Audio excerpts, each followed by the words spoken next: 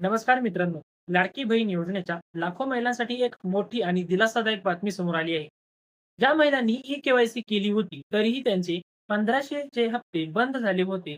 अशा महिलांसाठी सरकारने मोठा निर्णय घेतला आहे. आता अशा अर्जाची पुन्हा एकदा तपासणी सुरू झाली आहे.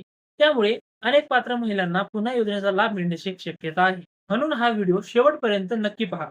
कारण आज मी सांगणार आहे, कोणत्या महिलांना पुन्हा पैसे मिळू शकतात, सरकारने काय नवीन निर्णय घेतला आहे आणि जर तुम्हाला अजूनही लाभ मिळत नसेल तर पुढे काय होणार, या योजनेविषयी काय आहे नवीन अपडेट. महिला व बाल विकास मंत्री अदिती तटकरे यांनी महत्वाची माहिती दिली आहे. त्यांच्या म्हणण्यानुसार ज्या महिलांनी वेळेत ई-के-वाय-सी पूर्ण केली होती, पण काही तांत्रिक त्रुटी किंवा पडताळणीतील अडचणींमुळे त्यांचा लाभ बंद झाला, अशा सर्व अर्जांची आता पुन्हा क्रॉस व्हेरिफिकेशन केली जात आहे. याचा अर्थ असा की जर तुम्ही पात्र असाल आणि ई-के-वाय-सी केली असेल, तर तुमचा अर्ज पुन्हा तपासला जाईल. ई-के-वाय-सी बाबत सरकारने काय सांगितले आहे? सरकारने ई-के-वाय-सी साठी अनेक वेळा मुदतवाढ दिली होती.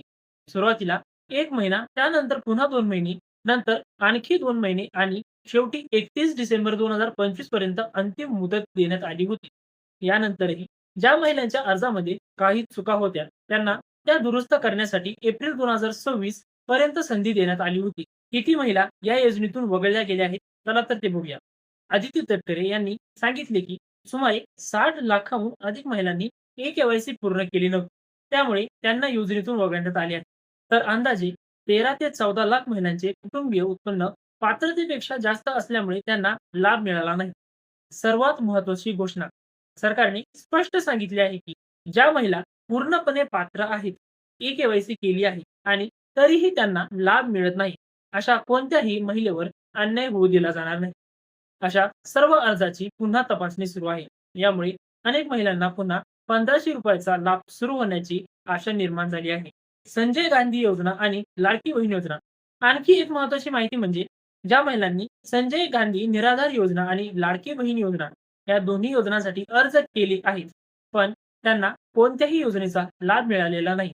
अशा महिलांना किमान एका तरी योजनेचा लाभ मिळावा यासाठी सरकार प्रयत्न करत असल्याचे मंत्री आदिती तटकरे यांनी सांगितले आहे. त्या महिलांनी काय करावे?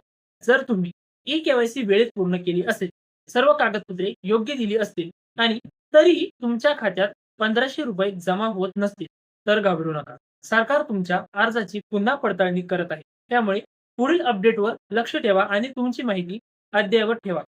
लाडकी बहीण योजनेतील पात्र महिलांसाठी ही निश्चितच दिलासादायक बातमी आहे. पात्र असूनही त्यांचे हप्ते थांबले होते. त्यांना पुन्हा लाभ मिळण्याची शक्यता निर्माण झाली आहे.